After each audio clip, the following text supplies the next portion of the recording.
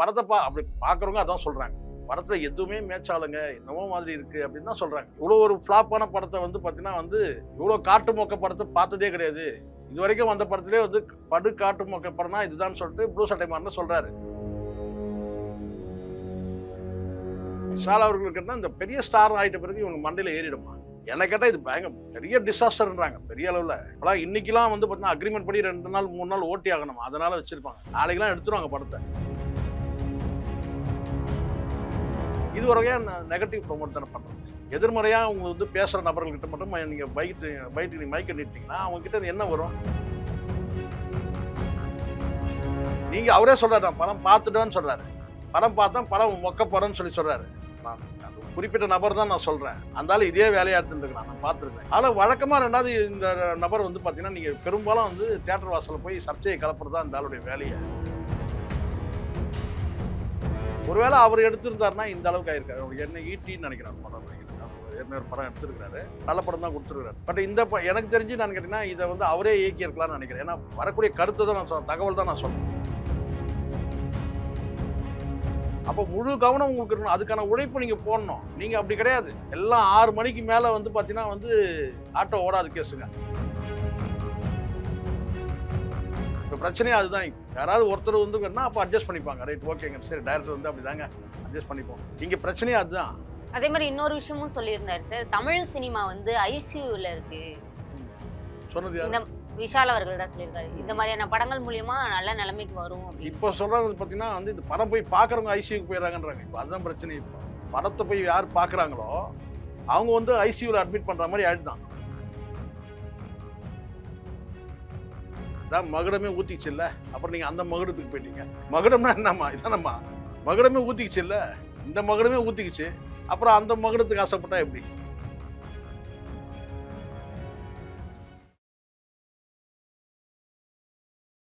ஆச்சி மசாலா எந்த சமையலும் ருசி தேடும் ரகசியம் 20 ரூபாய். போர்வைக்கால அட்டகாச ஆடியோ ஆஃபர் ஸ்டார்ட் ஆகிருச்சு. போர்வைக்கால பொருட்கள் வாங்கி 1 கோடி மதிப்புள்ள கிஃப்ட்ஸ் வின் பண்ண வாய்ப்பை பெறுங்க. Periyar Maniammai Institute of Science and Technology, Tanjavur. CSE with specialization in AI and ML, data science, cyber security and more. King TV நேயர்களுக்கு வணக்கம். இன்றைய சிறப்பு நிகழ்ச்சியில் நம்முடன் இணைந்திருக்கிறார் மூத்த பத்திரிகையாளர் சேகுவாரா ஜெய்சங்கர் அவர்கள். வணக்கம் சார். வணக்கம். எப்படி இருக்கீங்க? நலமா இருக்குமா. விஷால் அவர்கள் இயக்கி தயாரிச்சு, அதாவது கோ ப்ரொடியூசரா இருக்காரு அண்ட் நடிச்சும் இருக்காரு. மகுடம் படம் பத்தி தான் பேசிட்டு இருக்கோம். படம் பார்த்துட்டீங்களா சார்? எந்த மாதிரியான ரெஸ்பான்ஸ்லாம் இல்லை, நான் படம் பார்க்கலாமா இருக்கிறது சொல்லிடுறேன். படம் பார்க்கணுன்ற அந்த எண்ணம் இருந்தது. இவங்க நேற்று தியேட்டரில் பண்ண அந்த கலைபரத்தை பார்த்துட்டு நம்ம பொறுமையாக பார்த்துக்கலாம், பார்க்கக்கூடாது, நான் கண்டிப்பாக பார்ப்பேன். இன்னைக்கு கூட பார்ப்பேன், நாளைக்கு கூட பார்ப்பேன். நமக்கு இருக்கிற பிஸி ஹவர்ஸை வந்து போயிட்டு இங்கே வந்து நம்ம டைம் வேஸ்ட் பண்ண வேணாம், பொறுமையாக பார்த்துலான்னு வந்துட்டேன். ஏன்னா தியேட்டரில் ஒரே கலைபரமாக இருந்துச்சு. என்ன மாதிரியான சண்டை சார்? இல்லை, எனக்கு தெரிஞ்ச இவனுக்கு வந்து வேண்டாத வேலை. இந்த படத்தை நீங்கள் ரிவ்யூ பண்ணுறது, நீங்கள் ஒரு 4 சவுத்துக்குள்ள ரிவ்யூ பண்ணுங்கள். படம் பார்த்துட்டிங்களா, நேராக வந்து உட்காந்து நீங்கள் வந்து படம் எப்படி இருக்குது எதுக்கு அப்படி தான் சொல்கிறதா முறை. நானும் அப்படி தான் பண்ணுறேன். ஆனால் நீங்கள் பைட் எடுக்கிறன்ற பேரில் போயிட்டு வந்து நீங்கள் என்ன ரிவ்யூ பண்ணக்கூடிய நபர். இப்போ பைட் எடுக்கிறாருன்னா அவங்க ரிவ்யூ பண்ணாத ஒரு ஒரு ஸ்டாஃபாக இருக்கணும். ஒரு ஒரு சேனலில் வந்து ஒரு ஸ்டாஃப் வந்து அவங்க போய் பைட் எடுக்கிற மாதிரி இருக்கணும். நீங்கள் அந்த படம் குறித்து ரிவ்யூ பண்ணுற நபர். அப்போ நீங்களே மைக்கை கொண்டு போய் நீட்டும் போது அவங்க பயஸ்ட் ஆகட்டும்ல ஆட்டோமேட்டிக்காக. பாரபட்சமாக தான் நீங்கள் நீட்டுவீங்க மைக். நீங்கள் படம் பார்த்துட்டீங்க, படம் நல்லா இல்லை. அப்போ படம் நல்லா இல்லைன்னு நீங்கள் உணர்ந்த பிறகு நீங்கள் போய் மைக்கை கொண்டு போய் நீட்டும் போது படம் நல்லா இருக்குதுன்னு சொல்கிறாங்க. அப்போ உங்களுக்கு ஒரு வெறுப்பு இருந்தாலும் அவங்க மேலே. அப்போ நீங்கள் போய் தேடி வந்து மைக்கை நீட்டுறாள் எல்லாமே படம் நல்லா இல்லைன்னு சொல்கிறவனை வந்து பார்த்தீங்கன்னா பேச வைக்கிறீங்க. இது ஒரு வகையாக நெகட்டிவ் ப்ரொமோட் தானே பண்ணுறது. எதிர்மறையாக அவங்க வந்து பேசுகிற நபர்கள்கிட்ட மட்டும் நீங்கள் பைக்கு மைக்க நீட்டிங்கன்னா அவங்ககிட்ட என்ன வரும்? இல்லை, தியேட்டர்லேருந்து வெளியே வரக்கூடிய ஆடியன்ஸ்கிட்ட தான் சார். தியேட்டர்லேருந்து வெளியே வந்தால் கூட உங்களுக்கு நல்லா தெரியுது, நீங்கள் படம் பார்த்துட்டீங்க, நீங்கள் ரிவ்யூ கொடுக்க போகிறீங்க, அதை நீங்கள் 4 சவுத்துலேருந்து கொடுக்கலாம். அப்படியே நீங்கள் மைக்கை நீட்டினாலும் வந்து பார்த்தீங்கன்னா நீங்கள் வந்து மைக்கை நீட்டும் போது அவங்கள்ட்ட கேள்விகள் போடுறதுலேருந்து எல்லாமே எப்படி அவன் பயஸ்ட் ஆகிடும்ன்றான். நீங்கள் படமே பார்க்கலாம் பிரச்சனை இல்லை. நீங்கள் அவரே சொல்கிறாரு, நான் படம் பார்த்துட்டேன்னு சொல்கிறாரு. படம் பார்த்தா படம் மொக்க போகிறேன்னு சொல்கிறாரு. நான் அந்த குறிப்பிட்ட நபர் தான் நான் சொல்கிறேன். அந்தாலும் இதே வேலையா எடுத்துட்டு இருக்கிறான், நான் பார்த்துருக்கிறேன். இத்தனைக்கும் டிவிக்கேல பொறுப்பில் வேற இருக்கிறான். அதை சொல்கிறாங்க நேற்றுக்கு டிவிக்கேல ஒரு முக்கிய பொறுப்பு. இதுக்கு முன்னாடி கூட ரஜினி படம் வந்தாக்கா நாங்கள் வந்து படத்தை காலி பண்ணணும்னு பேசின நபர் அவர். ரஜினிகாந்த் படம் வந்து நல்ல ரிவ்யூக்களும் நான் சொல்லியிருக்கேன். விஜய் ஆண்டனி படத்துக்குலாம் நல்ல ரிவ்யூ தான். நீங்கள் பாருங்க, நேற்று நீங்கள் நல்லது சொன்னேன்ற அதெல்லாம் கிடையாது. இன்னைக்கு நீங்கள் வந்து தொடர்ச்சியாக நீங்கள் வந்து பார்த்தீங்கன்னா ரஜினி படம் ஜெயிலர் 2 வரவே இல்லை. அந்த படம் வந்தால் நாங்கள் தலைமை எங்களுக்கு உத்தரவு போடும், நாங்கள் குஜிலி மஸ்து பண்ணணும்னு சொன்ன நபர் இந்த ஆள். அதில் வழக்கமாக ரெண்டாவது இந்த நபர் வந்து பார்த்தீங்கன்னா, நீங்கள் பெரும்பாலும் வந்து தியேட்டர் வாசலில் போய் சர்ச்சையை கிளப்புறது தான் இந்த ஆளுடைய வேலையை. இதை வச்சு ஒரு ப்ரொமோஷன். ஆமாம், இதை வச்சு நான் கேட்டால் வந்து நம்ம வந்து நம்ம வந்து தமிழ்நாடு முழுவதும் வந்து பார்த்தீங்கன்னா நம்ம வந்து ஃபெமிலியர் ஆகிட்டோம். அது ஒரு பெரிய விஷயமாமா அது. தமிழ்நாடு முழுவதும் உன்னை என்னவா வந்து பார்க்குறாங்க மக்கள், அதானே முக்கியம். சரி, பார்க்கறது உங்களுக்கு முக்கியம் கதைக்கு கிடையாது. வந்துடலாம் சார். இந்த படத்துல வந்து ரவி அரசு அவர்கள் இயக்க வேண்டியதா இருந்துச்சு. அந்த ஸ்டோரி எனக்கு தெரியும். ம். எப்படின்னு கேட்டிங்கன்னா, ரவி அரசு இயக்குற மாதிரி இருந்துச்சு. ரவி அரசுக்கும் விஷாலுக்கும் வந்து பார்த்தீங்கன்னா ஷூட்டிங் ஸ்பாட்டே வந்து பிரச்சனை ஆயிடுச்சு. அது ஒரு 10 நாள் ஷூட்டிங் போயிட்டு இருக்கும்போதே அங்கே வந்து அவங்களுக்குள்ள பிரச்சனை ஆயிட்டு, அதுக்கு பிறகு வந்து பார்த்தீங்கன்னா அந்த படத்தை வந்து பார்த்தீங்கன்னா நானே இயக்கிறேன்னு சொல்லிட்டு அனுப்பி விட்டாரு. ரவி அரசு தான் முதல்ல அவர் போய் வந்து டைரக்டர் யூனியன்ல அங்கே இங்கே போய் புகார் கொடுத்தாரு. ஆனால் அந்த புகார் வந்து எடுபடலை. ஸோ இங்கே ப்ரொடியூசர் கம் வந்து டைரக்டர் போது பார்த்தீங்கன்னா அது வந்து ப்ரொடியூசர் டிசைட் பண்ணுறது தான். அதுக்கப்புறம் அவர் போனார். போயிட்டு வந்து ஏதோ புகார்லாம் கொடுத்தாருன்னா அதை எடுபடலை. ஒருவேளை அவர் எடுத்திருந்தாருன்னா இந்த அளவுக்கு ஆயிருக்காரு. அவர் என்ன ஈட்டின்னு நினைக்கிறேன் படம்னு நினைக்கிறேன். அவர் ஏற்கனவே ஒரு படம் எடுத்திருக்கிறாரு. நல்ல படம் தான் கொடுத்துருக்காரு. பட் இந்த எனக்கு தெரிஞ்சு நான் கேட்டீங்கன்னா இதை வந்து அவரே இயக்கியிருக்கலாம்னு நினைக்கிறேன். ஏன்னா வரக்கூடிய கருத்தை தான் நான் சொல்றேன், தகவல் தான் நான் சொல்றேன். இல்ல இதுல வந்து ஹீரோவோட உள்ளீடு இருந்துச்சு. அவருக்கு தெரியாம நிறைய ஷார்ட்ஸ் எடுத்தனாலதான் விலகுனாருன்ற மாதிரியான நான் என்ன சொல்றேன்னா அதுக்கு யார் காரணம், யார் பொறுப்பு, யார் பொறுப்பு? நீங்க மொத்தமே வந்து பார்த்தீங்கன்னா அதனால தானே ஒரு இயக்குனர்னு ஒருத்தர் தேவை. நீங்க இயக்குனரா வந்து நீங்க நடிகரா இருந்து இயக்குனரா இருக்கிறது பிரச்சனை இல்லை, நீங்க தரமா இருக்கலாம். அப்போ முழு கவனம் உங்களுக்கு இருக்கணும், அதுக்கான உழைப்பு நீங்க போடணும். நீங்க அப்படி கிடையாது. எல்லாம் 6 மணிக்கு மேல வந்து பார்த்தீங்கன்னா வந்து ஆட்டோ ஓடாத கேஸுங்க. இங்க இருக்கக்கூடியவங்க. ஆமா, பொதுவா சொல்றேன். 6 மணிக்கு மேல ஆட்டோ ஓடாத கேஸை போய் நீங்க நான் டைரக்ட் பண்றேன்னு சொன்னா எப்படி இருக்கும்? 10 மணி வரைக்கும் ஆட்டோ ஓடணும் இல்லையா? அதுக்கான 10 மணி வரைக்கும் தேவைக்கான 10 ஷார்ட்ஸ். மணி வரைக்கும் ஷூட்டிங் போகணுமா? உங்களுக்கு எல்லாம் 6 மணிக்கு மேல வரணும். அப்ப நீங்க என்ன செய்வீங்க? அசிஸ்டன்ட் டைரக்டர்ட்ட விட்டு இதை எடு அது எடுனா அப்படிதானே. இந்த படத்தை அப்படி பார்க்குறவங்க அதான் சொல்றாங்க. படத்துல எதுவுமே மேட்ச் ஆகலைங்க, என்னமோ மாதிரி இருக்கு அப்படின்னு தான் சொல்றாங்க. இவ்வளோ ஒரு ஃப்ளாப்பான படத்தை வந்து பார்த்தீங்கன்னா வந்து இவ்வளோ காட்டு மொக்க படத்தை பார்த்ததே கிடையாது. இதுவரைக்கும் வந்த படத்திலே வந்து படு காட்டு மொக்க படம்னா இதுதான் சொல்லிட்டு ப்ளூ சட்டை மாறன் சொல்றாரு. ஓரளவுக்கு நியாயமா பேசக்கூடியவர் தான் அவரு இல்லையா? அப்படிதானே? ஆமா சார். அவர் என்ன சொல்றாருன்னா இதுவரைக்கும் வந்த படங்களே ஒரு காட்டு மொக்க படம்னா அது இதுதான்றாரு. அப்போ அந்த அளவுக்கு வந்து மோசமா இருக்குன்னா ஒத்துக்கணும்ல. இப்போ நீங்க ஒரு இயக்குனர், நீங்க இயக்குறது சாதாரண விஷயம் கிடையாது. எல்லாத்தையும் மேனேஜ் பண்ணணும் டோட்டலா. ஃபுல் யூனிட்டியுமே உங்க ஆமா, கண்ட்ரோல்ல கண்ட்ரோல வச்சுக்கணும். நீங்க வந்து பார்த்தீங்கன்னா உங்களுக்கு அதுக்கான சக்தி இல்லாத போது வந்து பார்த்தீங்கன்னா நீங்க அதை வந்து விட்டுறணும். இல்ல அதுக்கான ஏற்கனவே இத வழக்கமா வச்சிருக்காரா விஷால்? ஏற்கனவே துப்பறிவாளன் 2 ஸ்டார்ட் பண்ணாங்க. மிஸ்கினோட சண்டை. அதுதான் துப்பறிவாளன் 2 இல்ல இல்ல அவரே அது டேக் வந்து அப் பண்ணிட்டாரு. இவங்களுக்கு வந்து இயல்புலயே வந்து இவங்களுக்கு மண்டையில ஏறிடுது. நம்ம பெரிய ஹீரோ, நமக்கு எல்லாம் தெரியும்ன்ற மண்டையில ஏறிடுது. இப்ப நான் கேட்கிறேன் வந்து இப்ப விஜய் அவர்களே எடுத்துங்க. 61 படம் அவரால ஒரு படத்தை இயக்கக்கூடாதா? ம். இயக்க முடியாதா அவரால? ஒரு 30 படம் நடிச்சிட்டாலே வந்து அப்பா பார்த்தீங்கன்னா வேற டைரக்டர். ஆமா, ஒரு 30 படம் வந்து பார்த்தீங்கன்னா அந்த கதையை எடுக்காதீங்க. அதான பிரச்சனையா அது. ஒரு 30 படம் இயக்கிட்டாலே ஒரு நம்ம இயக்கலான்ற ஒரு எண்ணம் வந்துரும். அப்ப 60 படங்கள் மேல அவர் இயக்க முடியாதா? சரி, ரஜினிகாந்த் எடுத்துங்க. எந்த படமா இது வரைக்கும் அவர் டைரக்ஷன் பண்ணியிருக்காரா? இல்ல. கமல் பண்ணியிருக்காரு. ஆனா ரஜினி பண்ணியிருக்காரா? பண்ணல. ஏன்னா அவங்க வந்து எதுக்கு நம்மளால முடியாத விஷயத்த நம்ம பண்ணக்கூடாது. இப்ப என்ன கூட கேட்கறாங்கம்மா. எனக்கு வந்து இது இல்ல சார், நீங்க வந்து இந்த மர்டர் நடந்துச்சு அத பத்திங்க. சார் எனக்கு அது கிரைம்ல வந்து எனக்கு அந்த அளவுக்கு எனக்கு வந்து விவரம் தெரியாது. அதெல்லாம் நிறைய சேகரிக்கணும். ஸ்டேஷன்ல இருந்து தகவல் கேட்கணும். அது சம்பவத்துக்கு பின்புலம் என்னவா இருக்கும்? இதெல்லாம் யோசிச்சு நிறைய படிக்கணும். அது சம்பந்தமா பேசினா எனக்கு வந்து இந்த கிரைம் பத்தி எனக்கு இன்ட்ரெஸ்டும் கிடையாது. தெரியாதுன்னா தெரியாதுன்னு சொல்லிடணும். ம். தெரியாதுன்னா தெரியாதுன்னு சொல்லிடணும். ஆனா இவரு என்ன சார் கேட்டா எல்லாமே எனக்கு தெரியும். அது என்ன பெரிய விஷயம்? அது என்ன பெரிய இது? அப்போ வந்து தப்பா தானே செய்ய வேண்டியது இருக்கும். எல்லாருக்கும் பொருந்தும். எனக்கு அரசியல் தெரியும், சினிமா தெரியும்.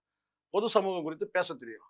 ஆனா வந்து இந்த கிரிமினாலஜில எனக்கு வந்து அந்த இதுல வந்து எனக்கு வந்து அந்த புலனாய்வு பண்ணி அது எப்படி, இது எப்படி ஆ கடந்து வந்த பாதை சொல்லி பேசுறாங்கல்ல. ஒரு பெரிய தொழிலதிபர் இருக்கிறாரு. அவர் கடந்து வந்த பாதைய கூட பேச முடியும். நான் இங்க வந்து பார்த்தீங்கன்னா வந்து ரவுடிகளுடைய வந்து கடந்து வந்த வாழ்க்கைன்னு சில பேர் பேசுறாங்க. கடந்து வந்த பாதை, கடந்து வந்த கிரைம் வாழ்க்கை. ஜர்னலிஸ்ட் எல்லாம். வந்து பார்த்தீங்கன்னா வந்து உழைப்பால் உயர்ந்த ரவுடி அப்படிலாம் பேசுறாங்கல்ல. எனக்கு அது மாரி பேச தெரியாது.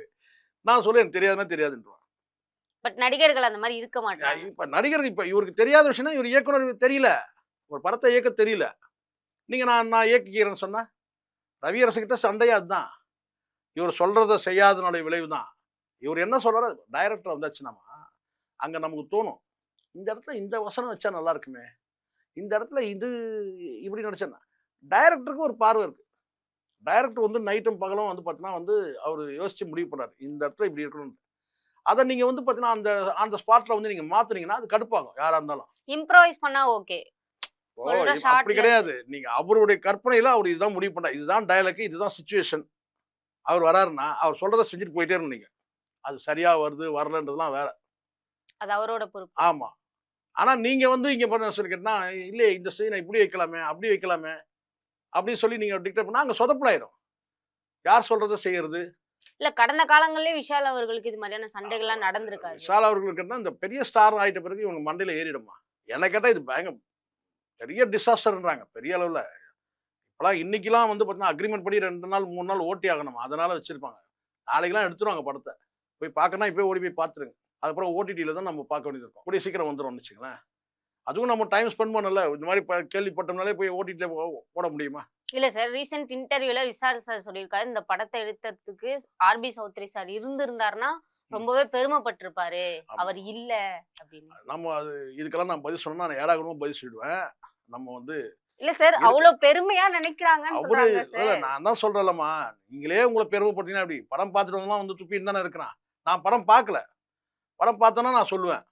இப்ப நான் இப்ப என்னால இந்த இந்த கேள்விக்கு என்னால பதில் சொல்ல முடியாது. அவர் வந்து ஆர்பி சௌத்ரி இவரு இருந்தா சொல்லியிருப்பாரு, அவரு இருந்தா பாராட்டியிருப்பாருலாம் என்னால பதில் சொல்ல முடியாது. படம் வந்து பொதுவான ரிவ்யூன்னு ஒண்ணு இருக்குல்ல. எல்லாரும் ஒரே வார்த்தையில சொல்றாங்க. மொக்க படம்னு சொல்றாங்க. அதுக்கு காரணம் என்ன?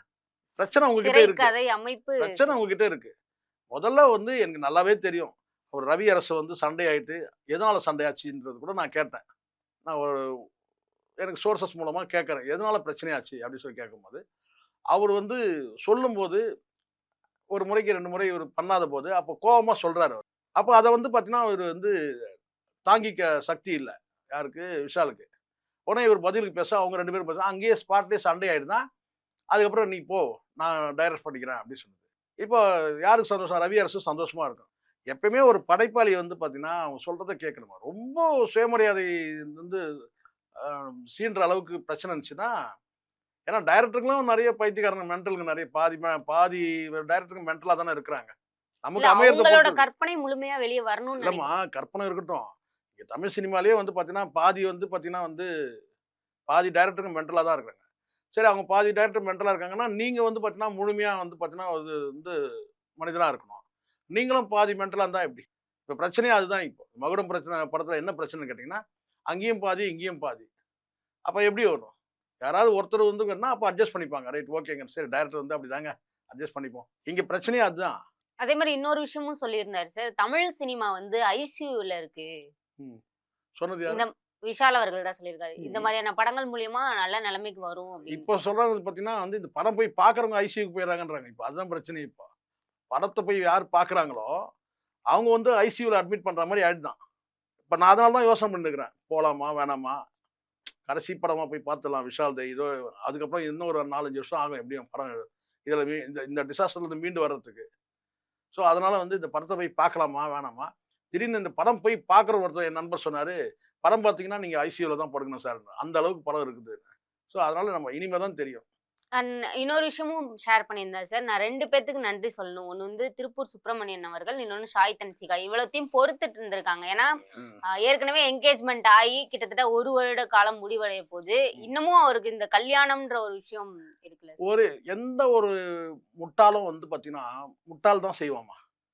ப்ரொஃபஷனல் லைஃப்பையும், பெர்சனல் லைஃப்பையும் ஒண்ணா மிங்கிள் பண்ணான்னு வச்சுக்கங்களேன், அவன் முட்டாள் என்ன கேட்டா சொல்லுவேன். எதுக்காகவும் எதையும் தள்ளி போடக்கூடாது. ஒண்ணு நல்லா தெரிஞ்சுக்கணும். அப்போ உங்ககிட்ட கண்ட்ரோல் இல்லன்னு அர்த்தம். கண்ட்ரோல் உங்ககிட்ட இருந்ததுன்னா, நீங்க வந்து பார்த்தீங்கன்னா, கான்ஃபிடென்ட்டா வாழ்க்கையை இருப்பீங்க. தியாகம் பண்ணியிருக்காருல்ல சார் நடிகர் சங்க அம்மா கட்டடத்துக்காக. நீங்க வாழ்க்கை தியாகம் பண்ண இது தேவையே இல்லன்றேன் நானு. இது எதுக்குன்றேன் நானு. வாழ்க்கை நீங்க பாட்டுன்னு வந்து பார்த்தீங்கன்னா, வந்து போனீங்கன்னா, கோயில்ல வந்து தாலிய கட்டுனீங்களா, கல்யாணம் பண்ணீங்களா, கொண்டு வந்து குடும்பம் நடத்துனீங்களா, குழந்தைய பெத்து போட்டீங்களா, வளர்த்து வந்து ஸ்கூலுக்கு அனுப்புறீங்களா, அத விட்டுட்டு எனக்கு என்ன வந்து கட்டடம் கட்டி முடிக்கிறதும், சரி கட்டடம் கட்டி முடிப்போம். அது எனக்கு வந்து எப்போ முடியும்னு சொல்ல முடியாது. அப்படிதானே வாழ்க்கை போயிட்டு இருக்குது.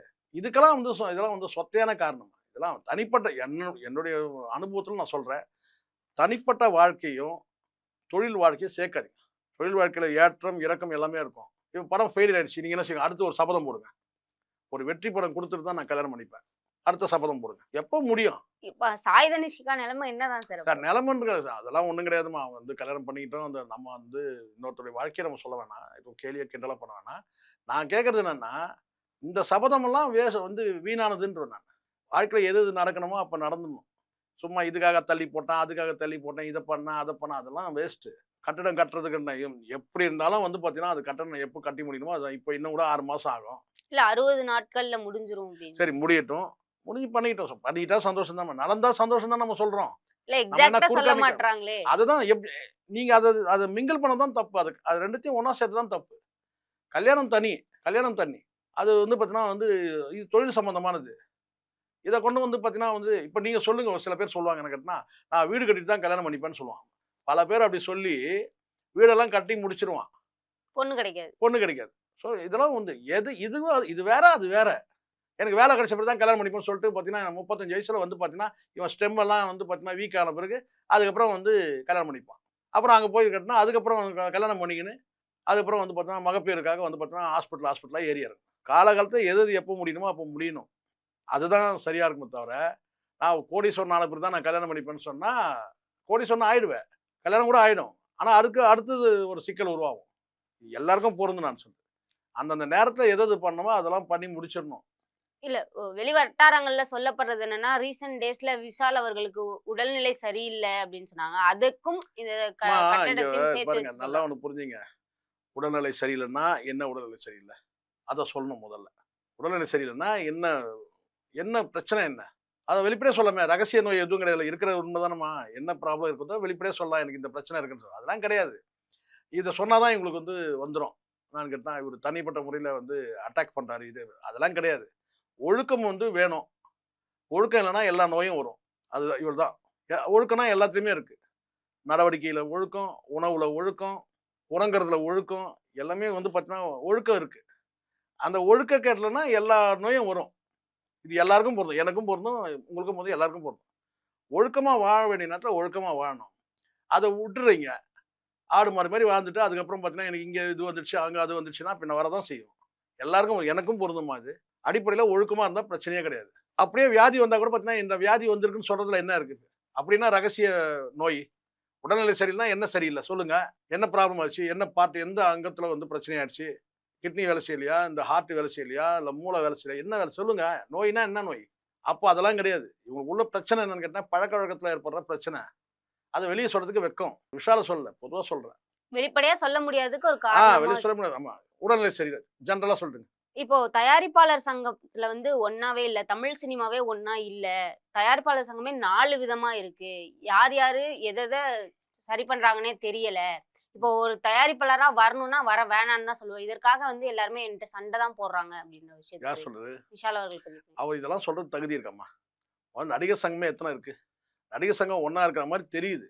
அதுலயே வந்து பார்த்தீங்கன்னா வந்து கோஷ்டிகள் இருக்க தான் செய்யுது. ஏதோ நீங்க வந்து எலக்ஷனே வைக்காதனால அப்படியே ஒண்ணா இருக்கிற மாரி தெரியுது. நீங்க எலக்ஷன் வச்சா தானே தெரியும். நீங்க எலக்ஷன் வைக்க போறதில்ல. சரிங்களா? அப்படியே யாராவது வந்து போர்க்கொடி தூக்குனாங்கன்னா அவன வந்து சங்கத்த விட்டு நீக்குறீங்க. இதான் நடந்துட்டு இருக்குது. ஆனா மற்ற சங்கத்த பத்தி பேசலாமா? விஷால் பேசலாமா? உங்க சங்கமே வந்து பார்த்தீங்கன்னா வந்து அங்க இன்னும் வெளிய தெரியாம இருக்கு. ஒரு 4 கூரை தான் இருக்கு. அது அன்னைக்கு கட்டடம் திறக்கும்போது வேணா அன்னைக்கு தெரியலாம் ஒரு வேள. எத்தன கூரை. இதான் உண்மை. மாற்று கருத்துள்ளவரை நீக்குறீங்க. ஏன் இன்னொரு சமீபத்தில கூட பார்த்தேன். தமிழ்நாடு திரைப்பட நடிகர்கள் சங்கம்னு கூட ஒரு சங்கம் நான் பார்த்தேன். கொஞ்ச நாளைக்கு முன்னாடி பார்த்தேன்.